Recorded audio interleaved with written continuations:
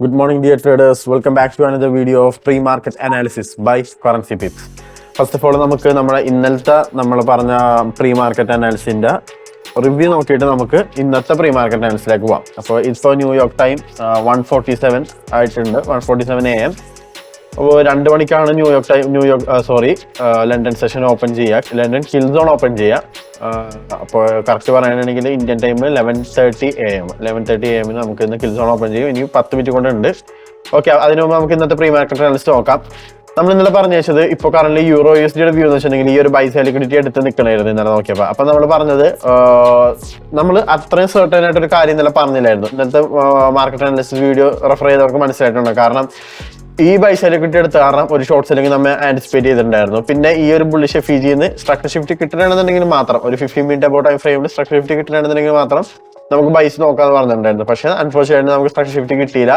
ഈ ഒരു bullish FEG ഇപ്പോൾ ഒരു ബെയറിഷ് IFEG ആയിട്ട് ടേൺ ഔട്ട് ചെയ്തിട്ടുണ്ട്. അപ്പോൾ ബെയറിഷ് IFEGയുടെ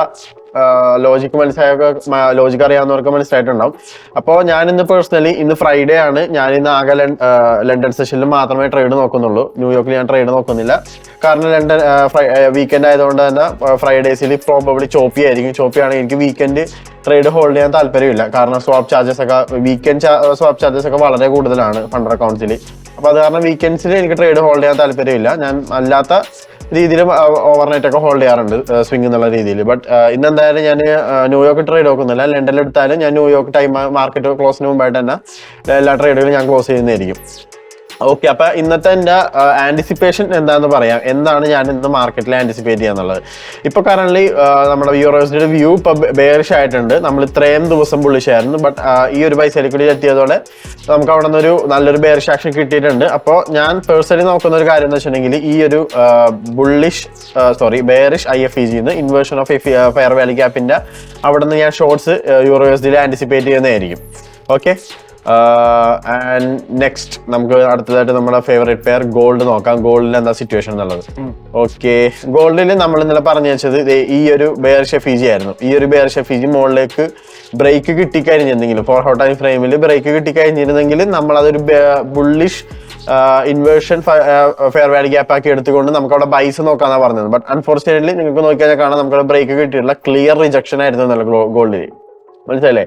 ആ ക്ലിയർ റിജക്ഷൻ്റെ അത് ഇൻഡിക്കേറ്റ് ചെയ്യണത് സെല്ലേഴ്സ് അവിടെ സ്ട്രോങ് ആയത് തന്നെയാണ്. ഈ ഒരു ബൈ സൈഡ് ലിക്വിഡിറ്റി എടുത്തതോടെ സെല്ലേഴ്സ് അവിടെ ട്രാക്കിലേക്ക് ആയിട്ടുണ്ട്. ഗോൾഡിൽ ഷോർട്ട് സെല്ലിംഗ് ആന്റിസിപ്പേറ്റ് ചെയ്തിട്ടുണ്ട്. നമ്മൾ ഇന്നലത്തെ വീഡിയോയിൽ നമ്മൾ പറഞ്ഞിട്ടുണ്ടായിരുന്നു നമ്മൾ ഗോൾഡിൽ ഷോർട്ട്സ് ആയിരിക്കും നമ്മൾ ആന്റിസിപ്പേറ്റ് ചെയ്യാന്നുള്ള കാര്യത്തിലാണ്.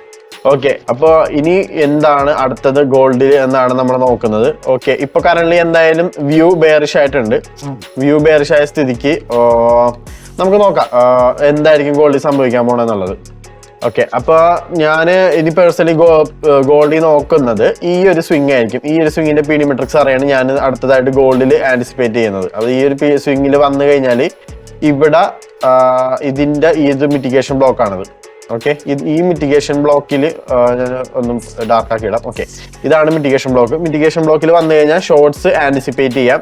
ഇൻ കേസ് ഇനി ഇവിടുന്ന് മാർക്കറ്റ് താഴുകയാണെന്നുണ്ടെങ്കിൽ നമുക്ക് ഇവിടെ ഒരു സ്ലൈറ്റ്ലി ഫെയർ വാല്യൂ ഗ്യാപ്പ്, ഒരു ബുള്ളിഷ് ഫെയർ വാല്യൂ ഗ്യാപ്പ് ഉണ്ട് ഇവിടെ. അവിടെ നിന്ന് ചെറിയ രീതിയിൽ ഇൻട്രാഡേ ബേസിസിൽ നമുക്ക് ബൈസ് നോക്കാവുന്നതാണ്. സ്വിംഗ് ബേസിസിൽ സംസാരിക്കുകയാണെന്നുണ്ടെങ്കിൽ ഇപ്പോൾ ഗോൾഡിൽ ഒരു പ്രത്യേകം വ്യൂ ഇല്ല. ആകെ പറയാന്നുണ്ടെങ്കിൽ ഈ ഒരു 4 ഹവറിന്റെ നേരത്തെ പറഞ്ഞ ഈ ഒരു മിറ്റിഗേഷൻ ബ്ലോക്ക് മാത്രമേ ഉള്ളൂ ഷോർട്സ് നോക്കാനായിട്ട്. ആൻഡ് ഫൈനലി ഞാൻ നേരത്തെ പറഞ്ഞ പോലെ തന്നെ എന്താണ് ഇന്ന് ഫ്രൈഡേ ആണ്, വീക്കെൻഡ് ആണ്. നമ്മൾ ഓൾറെഡി ഈ വീക്ക് 2 hour അപ്പാണ്. ഞാൻ ട്രേഡുകളൊന്നും ഫോഴ്സ് ചെയ്യുന്നില്ല. ലണ്ടനിൽ നല്ലത് കിട്ടണമെങ്കിൽ മാത്രമേ ഞാൻ ട്രേഡ് എടുക്കുള്ളൂ. ന്യൂയോർക്കിൽ ഞാൻ ട്രേഡുകളൊന്നും ഞാൻ ഇരിക്കുന്നില്ല. ഇന്നത്തെ ന്യൂയോർക്ക് സെഷൻ ഞാൻ ഒഴിവാക്കും. Okay, and finally dollar, US dollar. എന്താണ് US ഡോളറിന്റെ സിറ്റുവേഷൻ എന്ന് നോക്കാം. US ഡോളറിൽ നമ്മൾ പറഞ്ഞു വെച്ചത് കഴിഞ്ഞ കുറച്ച് ദിവസങ്ങളായിട്ട് നമ്മൾ പറഞ്ഞൊരു കാര്യം ഈ ഒരു ഫെയർ വാല്യൂ ഗ്യാപ്പ് ആയിരുന്നു, ബെയറിഷ് ഫെയർ വാല്യൂ ഗ്യാപ്പ്. ഈ ഒരു ബെയറിഷ് ഫെയർ വാല്യൂ ഗ്യാപ്പിൽ എത്തിക്കഴിഞ്ഞാൽ നമുക്ക് എന്താണ് ഷോർട്സ് ആന്റിസിപ്പേറ്റ് ചെയ്യുക, അതായത് യൂറോസിറ്റിയിൽ ബൈസ് ആന്റിസിപ്പേറ്റ് ചെയ്യാന്നായിരുന്നു പറഞ്ഞു വെച്ചത്.